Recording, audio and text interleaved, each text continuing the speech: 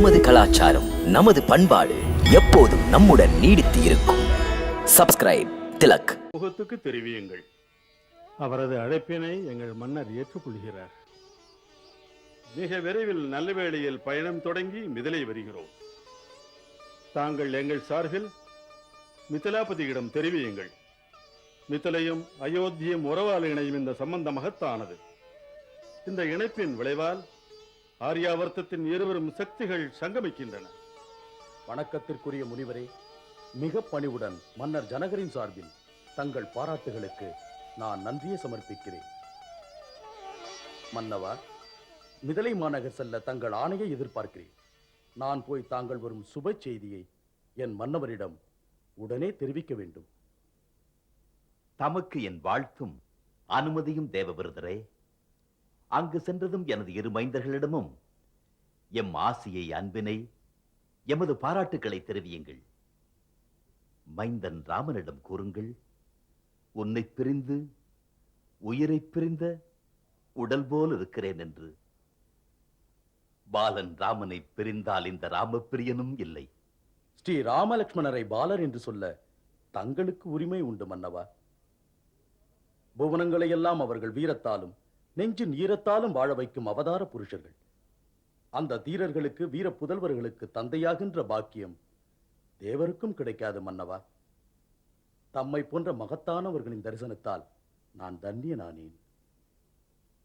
மிக்க இனிமையாக பேசுகிறீர்கள் தேவவிரதரே. எனது மைந்தர்கள் பற்றி சுப செய்தி தந்தீர்கள்.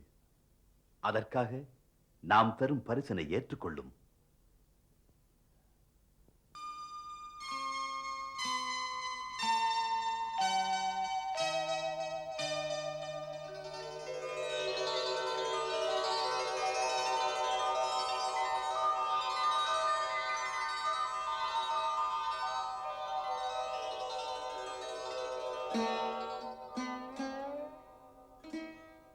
தம்மை போன்ற புகழ்பெற்ற மன்னரிடமிருந்து பரிசு பெறுதல் பெறற்கரியதொரு பேராகும்.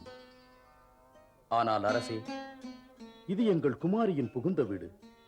இங்கிருந்து எதையும் எடுத்து செல்லுதல் நீதிக்கும் மரபுக்கும் புறம்பானது. மன்னவா, மன்னித்து நான் செல்ல அனுமதியுங்கள். சிந்தனைக்குரிய சிறந்த கருத்து. மகாத்மா ஜனகரின் ராஜதூதரிடம்தான் இந்த பண்பை எதிர்பார்க்கலாம். அரசே, இந்த தேவவிரதன் பேசிய கருத்து ஏற்கத்தகுந்தது.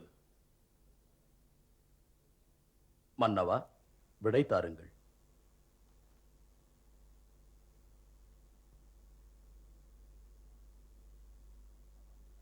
இனிமேல் குருதேவர் ஆணையிட்டு மற்ற காரியங்களை நிர்ணயம் செய்யுங்கள். அரசே, உலகமே மகிழப் போகிறது. ராமனின் திருமணத்துக்காக மிதிலை புறப்பட நாளை மறுநாள் சூரியோதயத்தில் பிரஸ்தானம் செய்து பிற்பகல் ஆரம்பிக்கும் நேரம் சுப முகூர்த்தத்தில் கணேச கௌரி பூஜை முடித்து புறப்படலாம். மைந்தா பரதா, மைந்தா சத்ருக்னா, குருதேவர் வசிஷ்டர், நமது கௌரவத்திற்குரிய சான்றோர்கள் வாமதேவர் ஜாவாலி, கஷ்யப முனிவர், இந்த மகாத்மாக்களுக்கெல்லாம் அழைப்பு விடுங்கள். அனைத்து அமைச்சருக்கும், அரசின் பணியாளருக்கும், அயோத்தியில் உள்ள எல்லா மக்களுக்கும் மிதிலை தந்த திருமண செய்தியை சொல்லுங்கள். திருமண பயணத்திற்கு அனைவரையும் உடனே புறப்படச் சொல்லுங்கள். நமது சேனாதிபதியிடம் சதுரங்க சேனைகள் ஆயத்தமாகிருக்க ஆணையிடுங்கள். நேரம் குறைவு, நிகழ்த்த வேண்டிய பணிகள் அதிகம். ஏற்பாடுகளை நீ விரைவாக செய்ய வேண்டும் பரதா. தாங்கள் நிம்மதியாக இருங்கள் குருதேவா.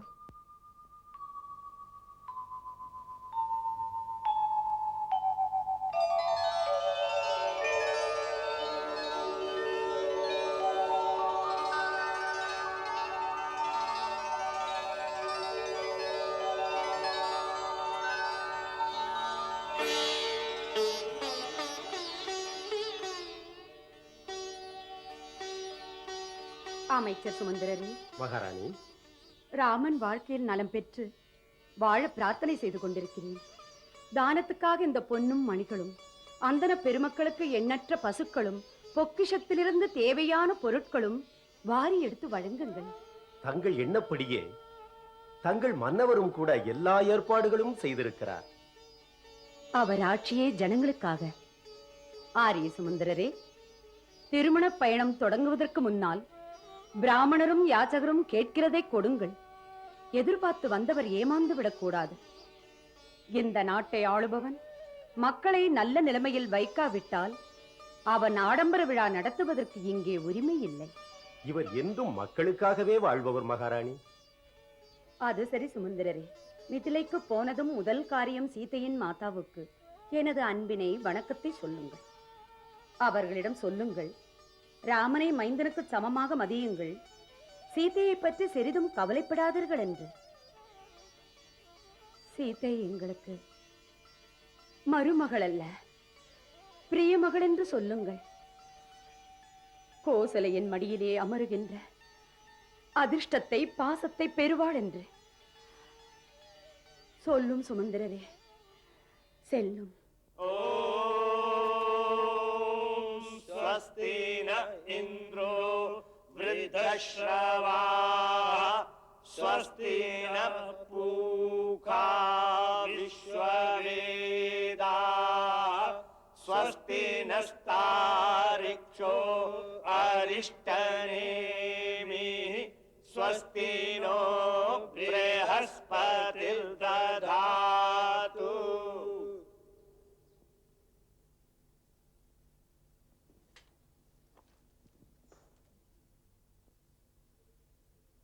அயோத்திக்கரசே, மிதிலையே தங்களை வரவேற்கிறது. பெருமகிழ்ச்சிக்குரிய நாள் இது. தமது திருவடிகள் பட்டு என் மாளிகை பெருமை அடைந்தது. மிதிலாதிபதி, தமது அழைப்பு வந்தது. அன்பனும் அழைப்பில் பிணைப்பில் கட்டுண்டு வந்துவிட்டோம். இத்தனை மகிழ்ச்சி, இத்தனை சிறப்பும் என்னை தேடி வந்தது தங்களால் தானே. இதனை கனவிலும் கூட நான் எதிர்பார்க்கவில்லை. ரகுகுலத்துடன் இன்று சம்பந்தம் ஏற்படுவதால் என் வம்சம் விண்ணளவுக்கு உயர்ந்து விட்டது. ஏன் இப்படி சொல்கிறீர்கள் விதேகராஜனே? இந்த தரணியின் மீது யாருக்கு யாருடன் சம்பந்தம் ஏற்பட வேண்டும் என்று நிர்ணயிக்கிறதே அவன் கைகளில் தான் இருக்கிறது மன்னா. அவனே விரும்புகின்ற சமயத்தில் தான் இந்த நிகழ்ச்சிகளை நடத்துகிறான். அந்த பரமேஸ்வரனின் இச்சைக்கிணங்க இன்று அயோத்தியம் மிதிலையும் இரண்டும் சரிசமமான சம்பந்திகளாகிவிட்டன. இல்லை மகரிஷி, அப்படி அல்ல. எளியவன் நான், பெண்ணை பெற்றவன். தங்கள் தாசன். அயோத்தி மன்னனுக்கு சமமாவேனா? ஆமோதிக்கிறேன் மன்னர் ஜனகரே. எமக்கும் உமக்கும் சமநிலை என்பது சரியல்ல. இன்று தாம் ஒரு வள்ளல், நானோ ஒரு யாச்சகன், கேட்க வந்தவன். நான் உமது வாசலில் நின்று உமது கன்னியை தானம் வாங்க வந்தவன். தானம் சிறந்தது, அதிலும் கன்னியாதானம் மிகச் சிறந்தது. சாத்திரமும் சொல்கிறது கையேந்துபவன் சிறியவன் என்று. கேட்கும் கை வழங்கும் கைக்கு ஈடாகாது. அக்கருத்தில் தாம் என்ன ஆணையிட்டாலும் தலைவணங்க காத்திருக்கிறேன். தாம் எத்தனை உயர்ந்தவர் மன்னர் தசரதரே. தமது அன்பனும் வலைவரித்து தாம் விதேகத்தையே பிடித்து விட்டீர்கள். தம்மோடு சேர்ந்து தேவகுருவுக்கு இணையான வசிஷ்டர், பாமதேவருடன் மிகப்பெரிய மகான்களை வரவேற்கும் வாய்ப்பினால் வாழ்க்கையிலே ஜனகன் உயர்ந்து விட்டேன். விதேகராஜனே, மிதிலைக்கு வருகை தந்த மன்னர் தசரதர், மகரிஷி வசிஷ்டர் மற்றும் திருமணத்தை நடத்தித் தர வந்த பெரியோர்கள் அனைவரும் பயணம் வந்த களைப்பு நீங்க ஓய்வு எடுத்துக் கொள்ளட்டும். ஏற்றதொரு சுபமான முகூர்த்தத்தில் நீங்கள் இரு சம்பந்திகளும் குரு மகான்களுடன் அமர்ந்து நிகழ இருக்கும் சீதாராம கல்யாணத்தை பற்றி கருத்துக்களை பரிமாறிக்கொள்ளலாம்.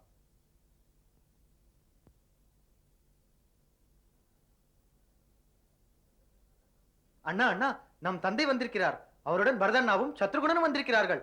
மன்னர் ஜனகர் அவர்களை மாளிகைக்கு அழைத்துச் சென்றிருக்கிறார். போய் தந்தையை தரிசித்து. இல்லை லக்ஷ்மணா, நாம் இருப்பது முனிவர் விஸ்வாமித்திரர் ஆதீனத்தில். அவருடைய அனுமதி இல்லாமல் செல்லக்கூடாது. அவர் சொன்ன பிறகு செல்லலாம். பாராட்டுகிறேன் ராமா. உன்னுடைய பணிவும் பண்பாடும் மற்றவருக்கு படிப்பினை. உங்கள் இருவரையும் நானே மன்னவர் தசரதரிடம் அழைத்துச் செல்ல வந்தேன். வாருங்கள், செல்லலாம்.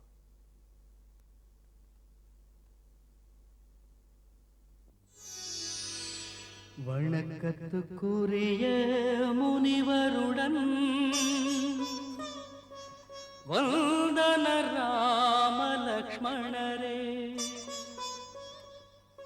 உடன் எழுந்தார் தசரத மன்னர், சென்றார் தன்னை மறந்து.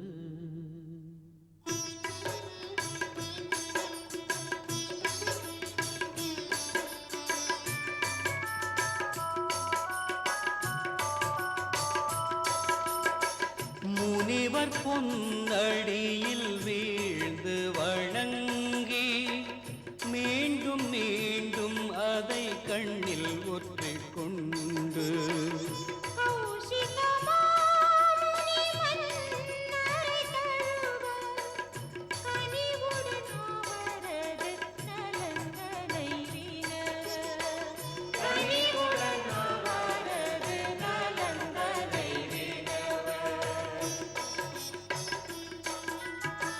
முனிவர் சொன்ன பின் தந்தையை வணங்கி இனிய மைந்தர்களை மார்புற தழுவி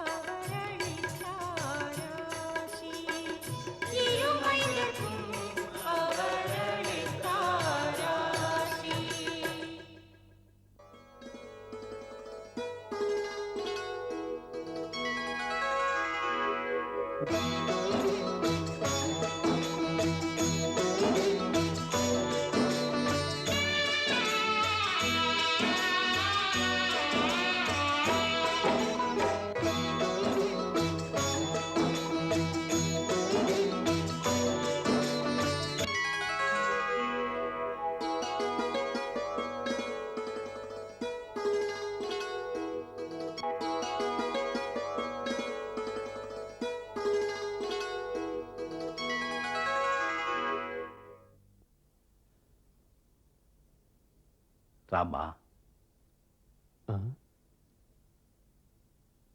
அயோத்தியை பற்றி நீ நினைத்தாயா? நினைத்திருப்பாய். பெற்றவரும் மற்றவரும் நினைவுக்கு வந்திருப்பார்கள். தந்தையே, அவர்களின் நினைவுதான். நம்பிக்கையுடன் எந்த பணிக்காக அனுப்பினீர்களோ அது குறித்த சிந்தனையுடன் அரண்மனை நினைவுகளும் எங்கள் நெஞ்சிலே கனிந்து கொண்டே இருந்தன. உங்கள் சிந்தனையால் செயல்பட்டோம், உங்கள் ஆசியால் செய்து முடித்தோம். இந்த சிறு பிராயத்திலேயே சிறப்பான லட்சியத்துக்காக செயலாற்றி புகழனை சேர்த்தாயோ? அந்த புகழ் எனக்கு இந்த வயது வரை கிட்டவில்லை. தன் மகனை தந்தை புகழ்ந்தால் பொறுப்பேற்கும் பயிற்சி தந்தது தாம் தானே? தம்முடைய வழிப்படியே நடந்தேன், பணிபுரிந்தேன், அதை முடித்தேன். தாம் தேவலோகம் சென்று புகழ்கொடியை நிலைப்படுத்தி வந்தீர்கள். அன்று அதை நான் செய்தது நாடாளும் மன்னன் என் கீர்த்தியை நிலைநாட்ட, என் போர் திறமையை எதிர்ப்போர் இல்லை என அற்புதம் நிகழ்த்தும் ஆசையில் செய்தது. இன்று நீ புரிந்த பணிகள் உன் தந்தை ஆணைக்காக, குருதேவர்களின் சேவைக்காக, மக்களின் நலனுக்காக, ரிஷிகள் முனிவர்கள் தவசிகளின் யாகத்தினை காக்க. இதில் தான் உன் சிறப்பே இருக்கிறது. உன் போன்ற லட்சிய மைந்தனை பெற்றதால் நானும் உன் அன்னையும் பெறும் மகிழ்வோடு உனது ரகுவம்ச முன்னோர்களின் புகழேட்டிலே இன்னும் ஒரு சிறப்பு இடம் பெறுகிறது. நான் புகழ்ந்து பேசுவது ஒரு மாதிரியாக இருக்கிறதா? தன் மைந்தன் செய்வதை சிறப்பித்து பேசுவார் தந்தை. உங்களுக்கு புரியாததல்ல. அப்படி என்ன சாதித்து விட்டேன் என்னை பாராட்ட? தர்மங்கள் சொல்வதென்ன? மைந்தா, இப்படி செய்யென்று சொல்லாவிடனும் பெற்ற தந்தையின் மனக்குறிப்பை அறிந்து கொண்டு செத்து மடிந்தாலும் செய்து முடிக்க வேண்டும். இந்த சீரிய முறையை கற்பித்தீர்கள், செயலாற்றினேன். இந்த ஆர்யாவர்த்தத்தின் சுத்த வீரர்கள் முழுமையான வலிமையை காட்டி அந்த சிவதனுசை வளைக்க முடியாத நேரத்தில் சுலபமில்லாத செயலை செய்து முடித்த ஆனந்தம்.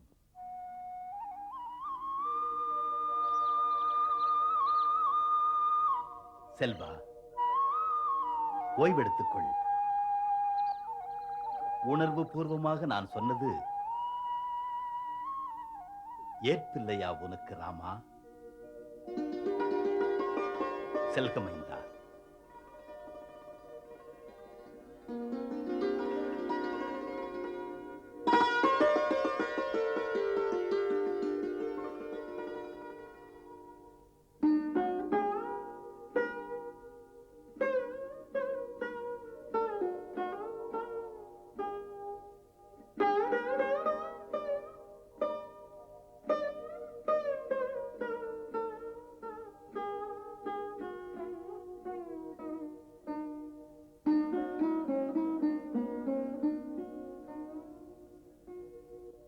பரதண்ணா, பூ பறிக்க போன இடத்திலே நான் ராமண்ணாவின் பார்வையிலே ஒரு மாறுதலை கண்டேன்.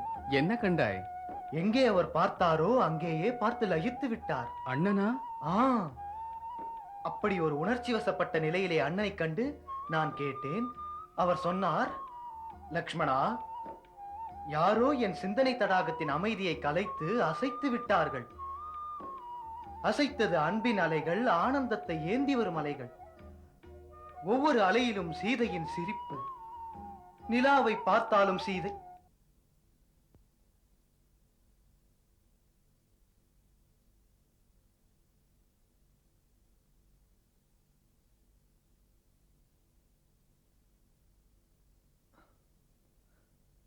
ரமணா,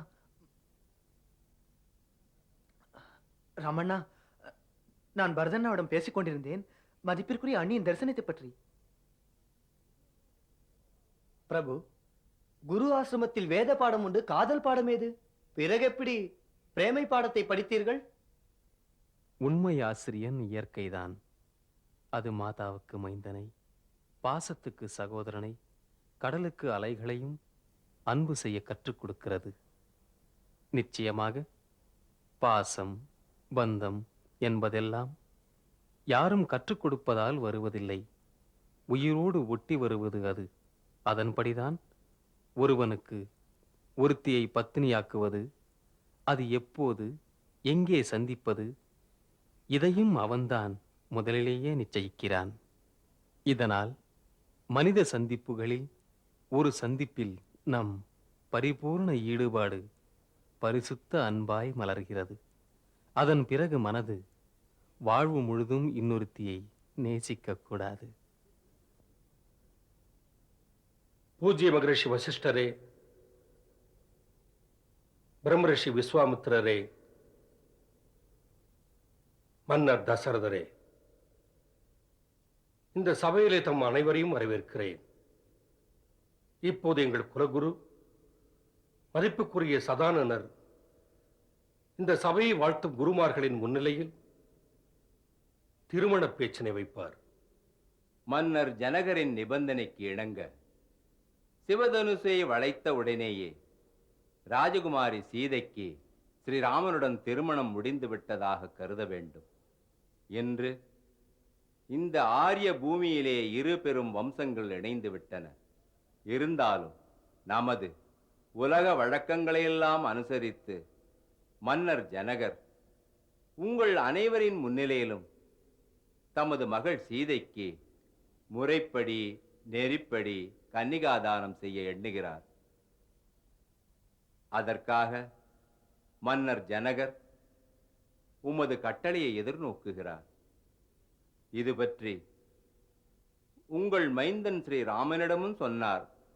உமது தந்தையின் அனுமதி கிடைத்த பிறகே சீதையின் திருமணம் நடக்கும் என்று. சீதாராமன் புனித கதை கேளீரே, மதுரம் மிகுந்த அனு